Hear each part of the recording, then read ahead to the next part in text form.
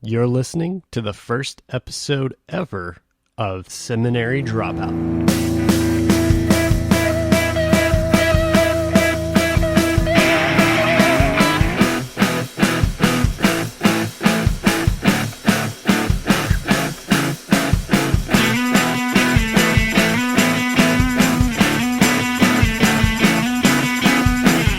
Hey, how's it going? My name is Shane Blackshear.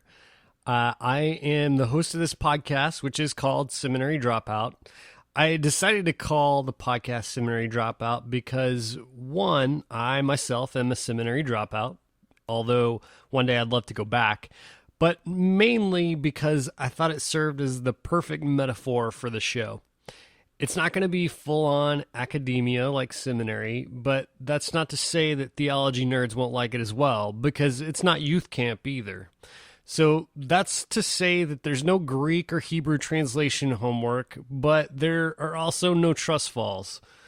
There's going to be fun. It's going to be insightful, personal, thoughtful, and engaging. It's an interview-style podcast. Like I said, my name is Shane Blackshear, and I'm the host. I'm also a speaker and blogger at shaneblackshear.com. And that's where you can find my blog and this podcast. And you can also find the podcast everywhere podcasts are available, iTunes and everything else. So let's move on to this first episode. I was so lucky to have Tony Kriz. He's a speaker and an author, amongst other things. And if you're like me, you first knew of Tony as Tony the Beat Poet from Donna Miller's groundbreaking book, Blue Like Jazz. Well, since then, Tony's been hard at work, and he's written his own book called Neighbors and Wise Men. This book is an honest and amazing story of Tony's journey of faith, his highs and his lows, and his relationship with God. I hope you like the interview, and stick around afterwards, because I want to tell you a little bit more about the podcast and what you can expect in the future. So, all right, enjoy. My guest today is Tony Kriz. Tony has earned a doctorate in spiritual formations. He's a teacher of faith and culture through the mass media, via social media, and at universities, conferences, and communities of faith. Tony has served with a variety of international organizations, living much of that time in Eastern Europe, ministering to Muslims in Albania, and loving a war-torn former Yugoslavia.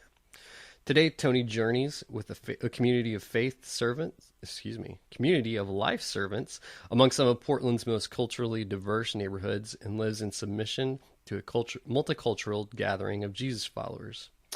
He's giving his time to transforming urban missions, nurturing the parish collective network, integrating a holistic gospel life, and serving as coach consultant for church planners from diverse traditions.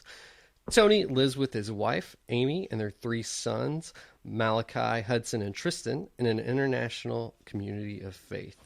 Together, they've been foundational participants of several spiritual communities that serve the disillusioned, artistic, and dramatically post-Christian cultures of East Portland. So, without further ado, Tony, thanks for being with us today. Thanks, Shane, for the invite. So I was telling you, you recently published this book. What did it come out like 2 weeks ago? Something like that. Yeah, it was on shelves. Yeah, about 3.5 weeks ago. And I was telling you, I just finished it up this morning, and man, Tony, I got to say, it was really just a great work. I was, there's points I'm reading, and I'm, almost moved to tears. I have tears in my eyes, and then there's others where I'm literally laughing out loud. And it was an easy read, a fun read. And, I saw a lot of my own story in it as well. Do you get that a lot? I do, actually. I do. People really identify. I feel like our stories have a lot in common. I too, was raised in a very conservative Baptist church.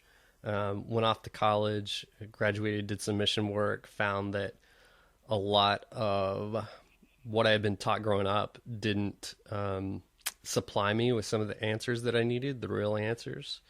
And I also kind of found out at the same time that that maybe things weren't as clear cut in every way that I had thought they were growing up. You talk about that a lot in the book. So talk a little bit about that.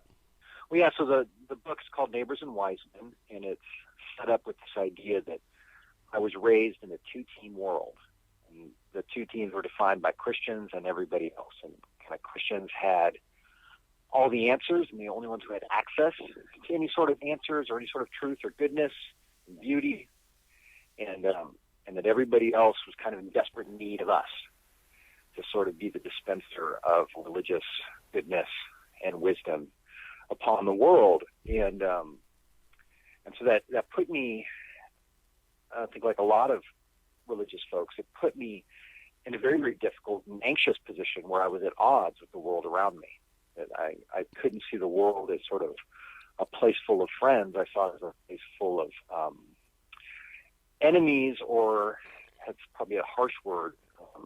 Another word would be kind of almost like clients for me to sell my goods and services to, or whatever. Yeah.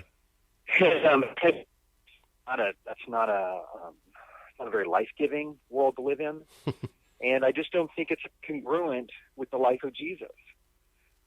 Jesus walked the streets, and he had a great freedom, a great lack of anxiety as he walked through this world.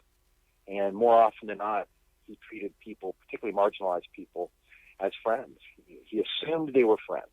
And I would say even the non-marginalized. We see the rich young ruler or Nicodemus, and Jesus is very gracious with his time and his language to embrace sort of an attitude of friendship and openness with those around him. So that's kind of what the book is about, kind of my journey through foreign lands. And the first whole section, I'm living in a Muslim home in Albania with a Muslim family, and as a 21-year-old sort of arrogant young man, full of fervor. And then I'm literally, my heart is melted by this beautiful, beautiful, beautiful Muslim family who just loved me so well and cared for me and nurtured me and quite frankly nurtured me spiritually in their affection and their prayers for me. And so those sorts of themes is kind of how the book begins, and just kind of walks through my own kind of struggles of faith. There's a couple life crises through the book. That often there was people outside the Christian church that were most intimate to me in those seasons. So there's so many beautiful stories in the book. So one of my favorites is you talk about becoming friends with a believer there in Albania, and I think is it Jenny? Is that how you pronounce it? Genny, yes. Genny. Okay. And he tells you. You begin this friendship, and he's a believer, and that's somewhat rare in Albania. And he tells you that he became a Christian from reading Scientific American, the magazine. Right. Yeah. So tell us a little bit about that story. So this is I think all of us have these moments, kind of these in our life that help us transition. They're kind of these moments of epiphany that we have. And one of mine was when I met Genny, and Genny's very, very dear to me. He kind of adopted me because he knew I was just an ignorant young American. And he kind of, his family, introduced me to his family, and I would spend holidays with them. Well, when I first met Genny, we got to talking about faith, and he was a believer. And at that point in Albania, it was right after the wall fell. There were just very few Christian believers, I should say Christian believer. And how we came to faith. And he explained that they through a Scientific American magazine, that he'd gotten his hands in the Scientific American magazine. And it was an article about quasars. And he was just telling me the story of how amazing and humongous and beautiful quasars are. And just reflecting through, he explained that the quasars are so large, and compared to a quasar, a galaxy is small. And compared to a galaxy, our solar system is infinitesimal. Compared to a solar system, our planet is minute. And compared to our planet, Albania is this little tiny corner.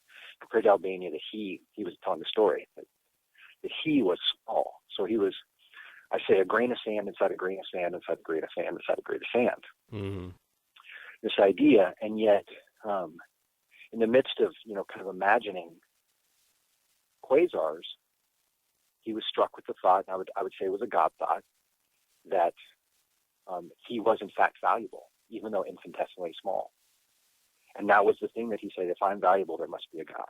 And if there's a God, and then he kind of had these stories from his grandparents that he had heard about Jesus, and that's how he came to faith. But this idea that God would use Science magazine that many people would argue is in direct conflict with the Bible, in the sense that, you know, it wants to perpetuate sort of a scientific theory of the world, a godless theory of the world, or whatever, that would be the instrument that God would use, was a wonderful kind of epiphany for me. Yeah, it's such a beautiful story, because it seems such a random way for someone to have such an epiphany. And you even tell how you go back and you tell your your missionary friends what had happened, and one of them even says, like, how can God speak through Scientific American? That is, that's a humanist publication. That they hate religion and that kind of stuff. Right. And I think it kind of serves as almost a metaphor for a lot of what the book is saying, that it seems as though God is trying to break through from these other sources outside of what we say is traditional Christianity, that that it is God. We're not advocating some weird, universal, theism weird thing. It is God. It is Jesus revealed from the Bible, but that Jesus is very much active in all these different ways to make himself known. Absolutely. And I mean, the thing that I want to say is God is speaking in all places, and he is breaking through to all. I would argue he's breaking through to all people. That is his heart. Now, whether or not people are attuned to it, that's a whole other issue. But God's creative voice is eternal. It's literally eternal. It's without bounds. And his ability to speak with creativity and find unexpected ways to speak, it's just unending. And it's only my blindness that keeps me from seeing God everywhere that I go and hearing his voice through the people around me, regardless of their tradition and background. And again, I'm totally Trinitarian, Bible-believing follower of Jesus. I am. This is universalism at all. I would argue it's exactly the opposite. I was doing a radio interview with a guy, and he kept asking me over and over again, how can you possibly believe that God could speak through a non-Christian and still hold to your Christian dogma? How can you possibly? And I was like, how can you limit God's ability to speak and say you follow the God of the Bible? I mean, I was just shocked that he had such a hard time marrying those two ideas. And the funny thing to me is that that concept is not foreign to the Bible. I mean, you got God speaking through a donkey for one, right? And then I love where Paul uses pagan literature to communicate to the people of Athens. Totally. It's just it's right there. It's not. We're not even looking outside of the Bible to justify this. Totally. Yeah. So I mean, go ahead. Jesus is literally placed in the priesthood of Melchizedek, who's outside the Jewish faith. For all we know, has no real direct access to all the scriptures and the message of God. Jesus points to a centurion. Says, nowhere in all of Israel have I found such great faith. And the centurion, who there's no indication that he is a Jew, and he certainly is not a Christian. There's no such thing at that time. He's probably a pluralist. He's probably an idolater. And yet Jesus goes, bam, this is a guy that I can learn from, or we can all learn from. Yeah. And that doesn't fit nicely into our theology a lot of times. And I find that the Bible does that a lot. Yeah, I'm so thankful for that. Yeah. So I wanted to read just one small section. So this is when I believe you're still in Albania, and you have this interaction with these Albanian men, or an Albanian man, and who's become your friend.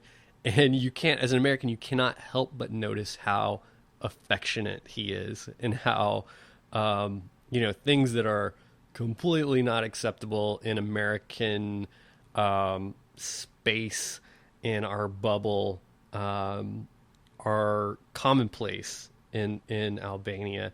And so here's what you write after this experience with this guy.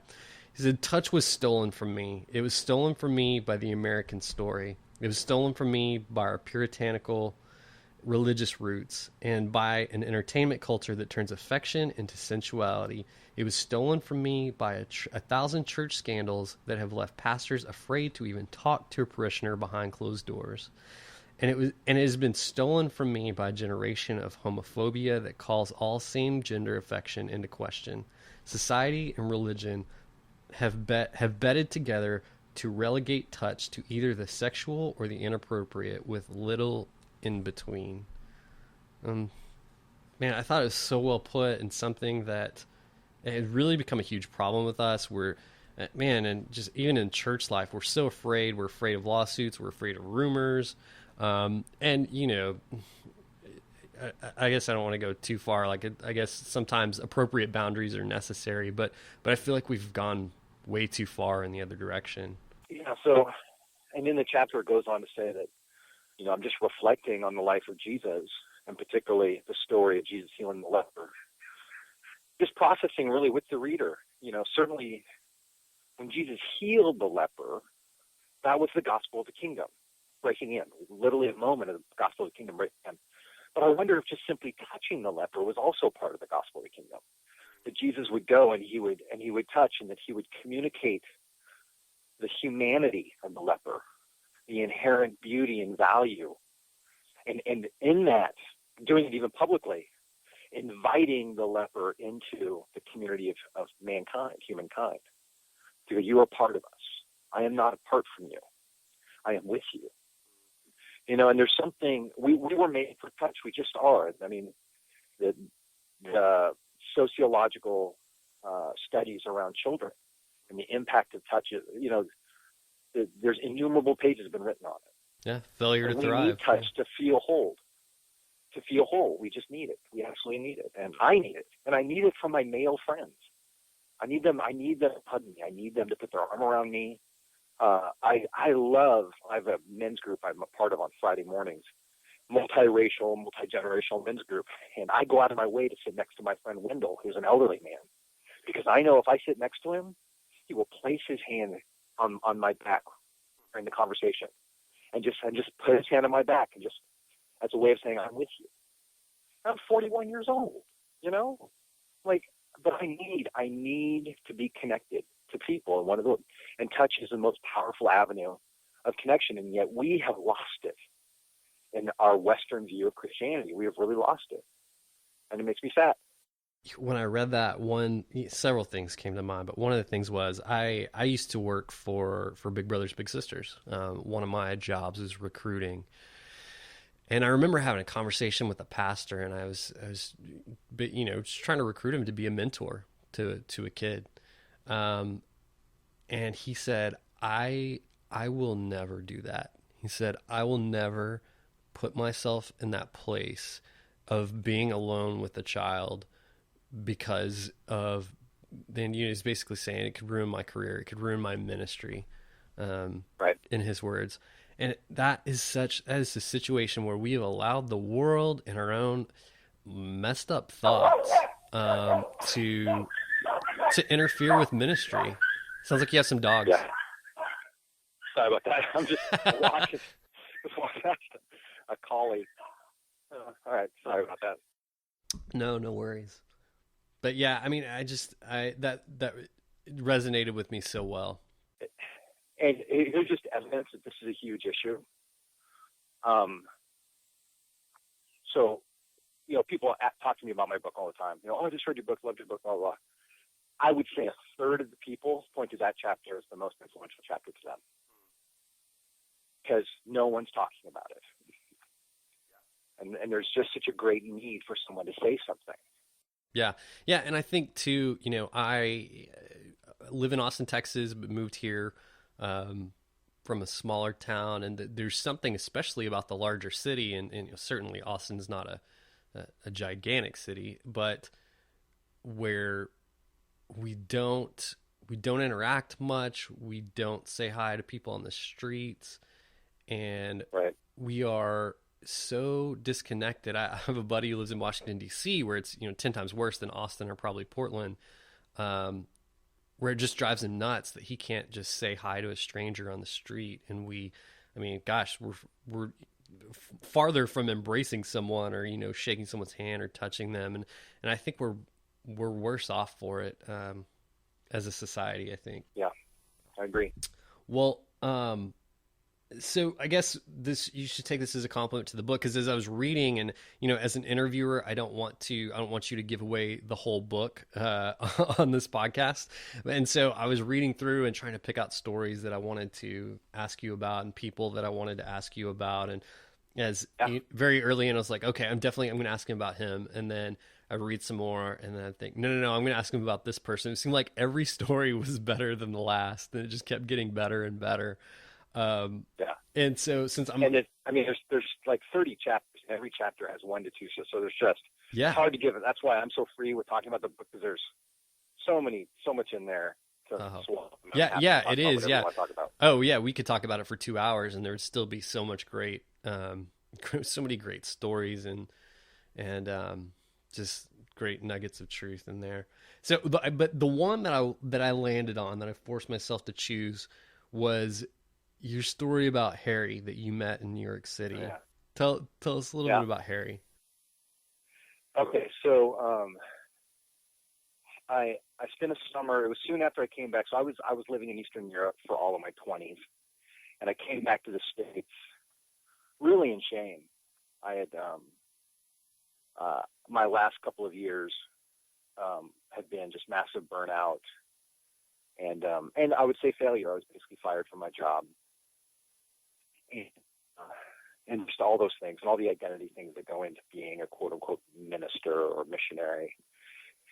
And so I was hurting. It was about a year and a half after I got back to the States, and God was just kind of putting the pieces back together in my heart. And again, the theme of the book, often using people outside the church to help knit my heart back together and actually return me to faith in Jesus, and which is just a very shocking deal. Well, I'm in New York City, and I'm kind of doing a mentoring program for students who get involved in different kinds of social programs. And so I spent some time in this one homeless shelter in Manhattan, in Lower Manhattan.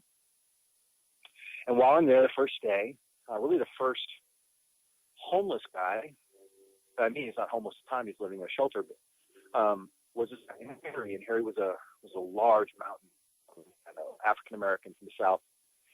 And I met him, and he was just very, very kind to me. And I don't want to give away the whole story, but we kind of spent a bunch of time together. And he had a marvelous voice and played the piano for me, and we would sing together. And he would really teach me. He would share things out of kind of this pain of life. And he was, probably 15, 20 years older than me at least. And I was really moved by him, and I felt like he was caring for me, mentoring me, and I even refer to him in the book as my Gandhi. Like, I have these experiences with him. But then on the other side of the coin, he would have these events that just were hard for me to handle.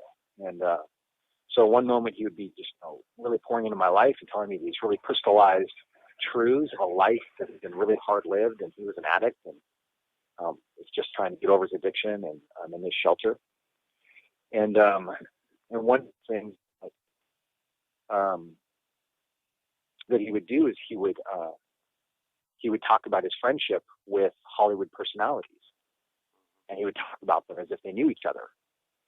And it was just crazy. I mean, it would come out of left field, and I, because of the ways that I judge people, and I kind of place the people in my life into categories, and I give some people permission to speak into my life, but most people, 95% of people, I want to relegate to something else.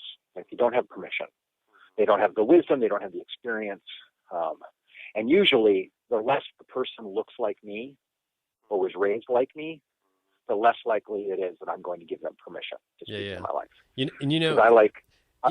Go ahead. Go ahead.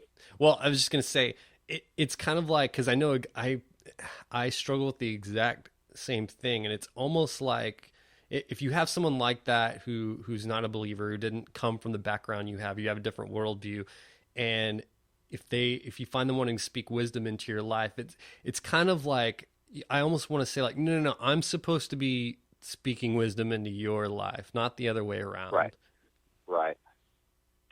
Because these relations are one directional. Yeah, exactly. Yeah. They're one direct. And so with Harry, at first I was like, this guy's amazing, and I'm so thankful to have him. And then, because of what I perceived as insanity, I dismissed him. I decided to change his categories. So I literally picked him up inside my head, inside my soul, and I moved him from the basket of those who are allowed to speak, and I moved into the basket of those who are not allowed to speak. And then I rejected him as a person. I stopped visiting him. And because I had all the power, like I could choose when we met, when we spent time together, because he was in a shelter, because I had all the power, I could just do that. I could just arbitrarily end the relationship. And I did it. And I abused his humanity by dismissing him. And people have to read the story, but in the end I learned that he actually wasn't insane. Yeah. So and that story was one that within the story, I had tears in my eyes and really laughed at the end. And it was so funny because you set it up so perfectly. And the funny thing is like, I am, in a former life, I was a caseworker. And so I interacted with people with mental health issues, and that I know a celebrity thing is very common. And so I was absolutely convinced that there was some mental health issues going on there. And so you set it up so perfectly. And I like at the end that the realization that you have is not that Harry is not insane, so I can trust what he says. I can let him speak wisdom into me. It's no matter what is going on in his life, God is able to speak truth. Right. And insanity was just the most available excuse to dismiss a large, black, Southern drawl, homeless addict.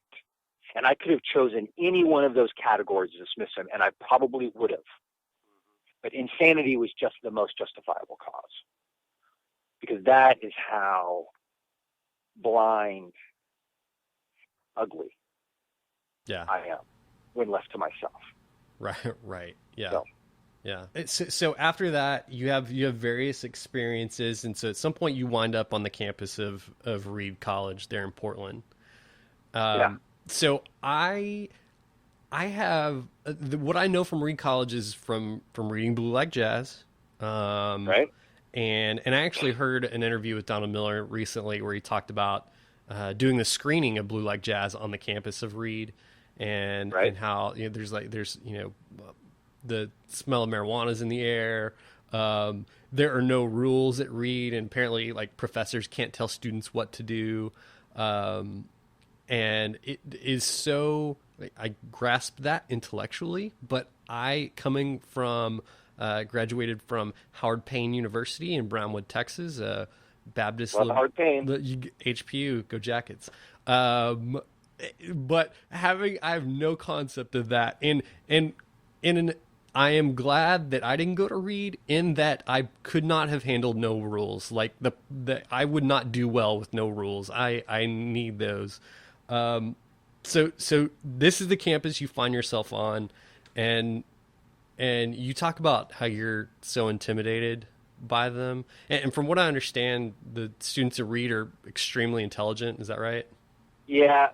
I mean, this isn't totally true, but just to kind of embody it for people, I say Reed College is full of students who either find Ivy League not liberal enough or not academically stringent enough.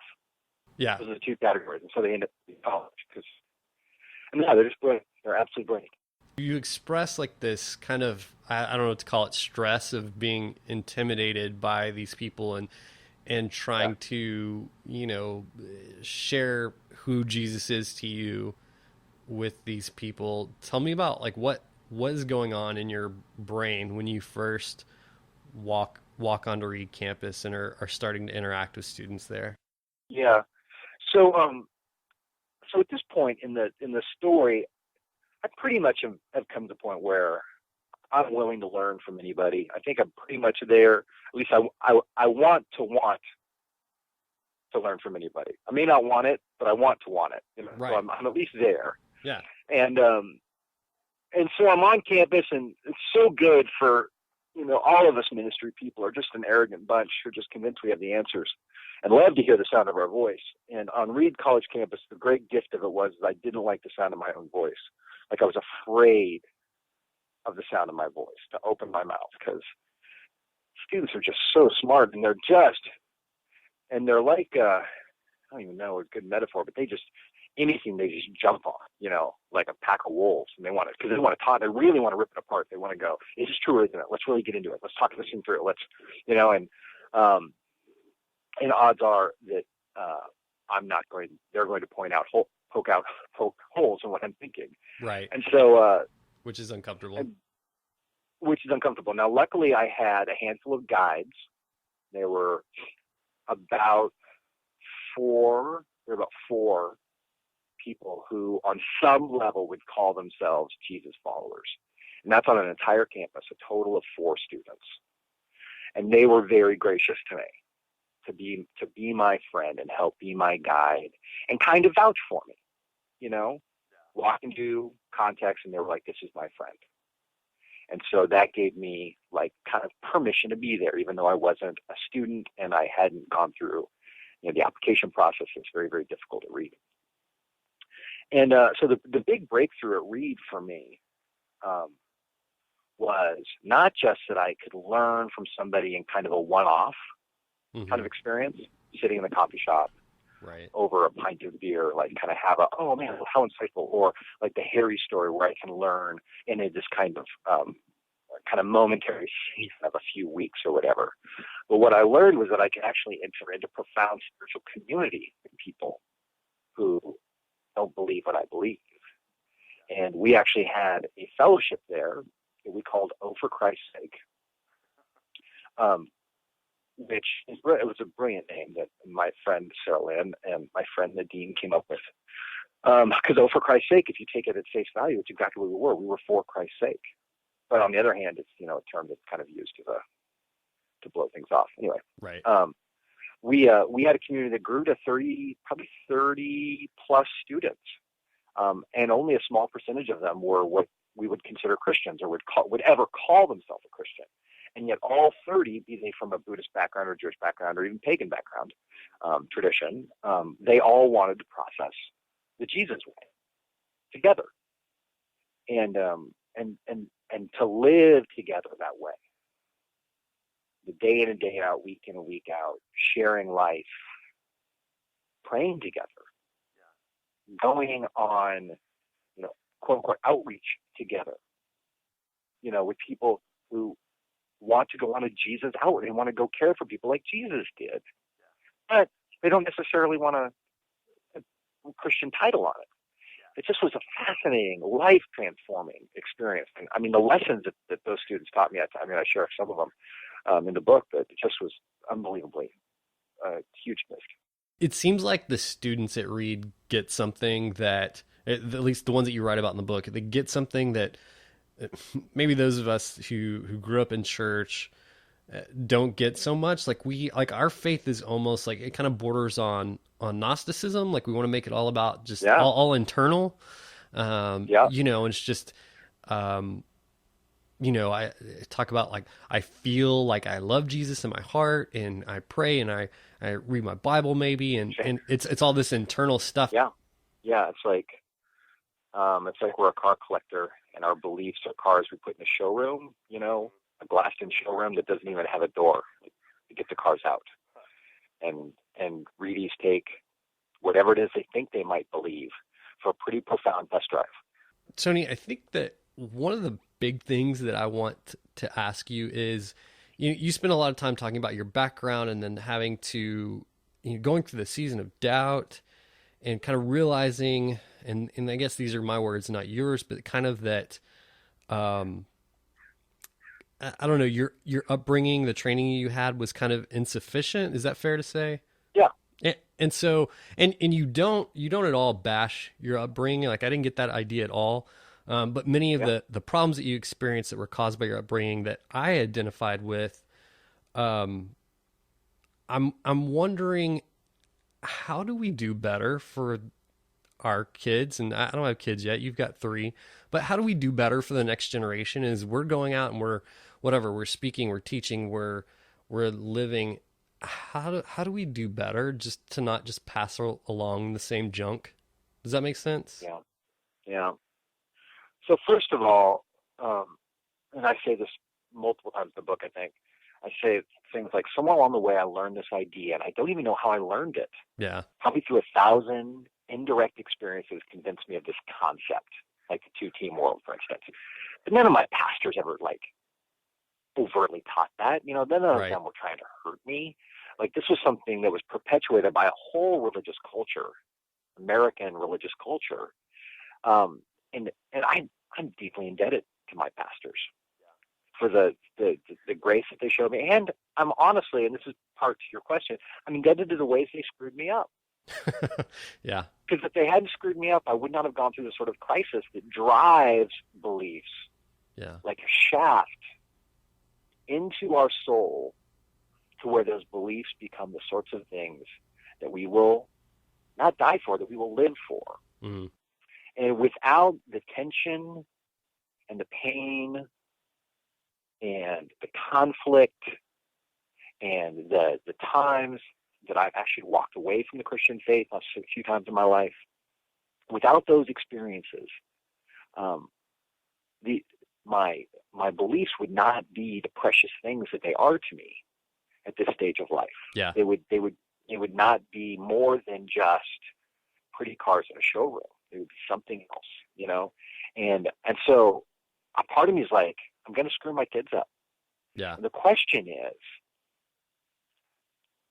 I can invite that screw up and even the pain that I will leverage on them. I can invite it if ultimately it's not me, my words, or my ability to pastor my kids that I trust. Because if I'm just trusting concepts to save my kids, then Jesus is little more than an ideology. He is little more than a philosophical system. The question I have to ask myself is Jesus a person who will walk with my kids? And can I trust him to shepherd them? Because that's really my only hope. Yeah. So I don't trust me. Yeah. And I don't trust any church. And that's not a slam. Right. I think that's an understanding of the gospel. The gospel assumes, matter of fact, it requires that we are screwed up and that we need Jesus. So all I want to do is embrace the gospel for my kids. That's beautiful. Well, Tony, thanks so much. So tell us, first of all, where can we find you online? Yeah, so I just I've got a website, just TonyKriz, TonyKriz.com. Follow me there or through Twitter or whatever. It's probably the easiest way. I think Neighbors and Wiseman is the best way to kind of get to know me and hear my thoughts. I just posted yesterday an article on some thoughts on Lance Armstrong. Yeah. And what he's going through. Relevant to Austinites. What was that? I said relevant to Austinites. Oh, yeah, exactly. So I just kind of posted that and just some of the ways I relate to what Lance is going through. So that'd be something for people to maybe check out. Cool. And is there a preferred vendor for people to find the books? There's not. Barnes and Noble's a great company, and but I'm a big fan of the independent bookstore. So if your neighbor Bob owns a bookstore down the road, go buy it from him. It's kind of the same price everywhere. And at this point, Thomas Nelson's doing a good job kind of getting it everywhere. So it's kind of hard not to find it if you want to go out and get it. Well, Tony, I can't thank you enough for being with us today. I really enjoyed it. The book is excellent. man, I'm really excited for my friends and the people I love to read it. Great. So thanks a lot. Thank you. All right. Take care, Tony. Take care. Bye-bye.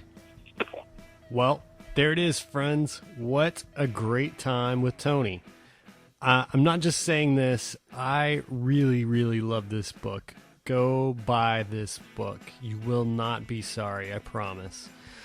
So listen, this is the very first episode, as you know, and I'm going to be releasing 3 of them on the same day for the launch. And so during those 3 episodes, I'm going to be asking you to do some things, and then afterwards, I promise I won't bring it up every episode. I will keep my mouth shut.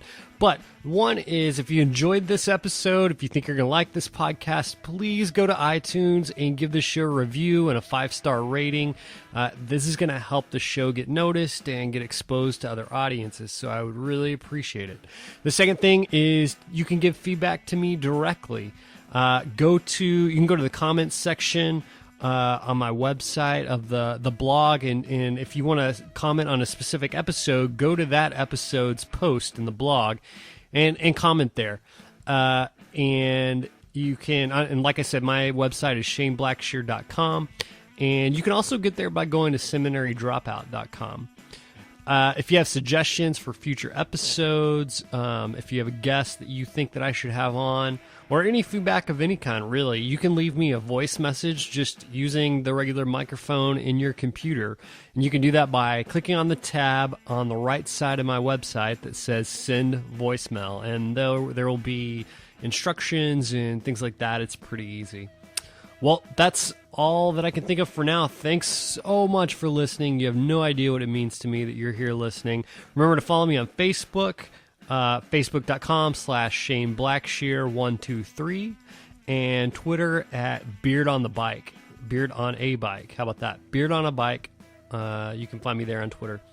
So that's it. Be sure to listen to episode number 2, where I'm interviewing author, blogger, speaker Mary DeMuth. And I hope to see you then. All right. Bye-bye.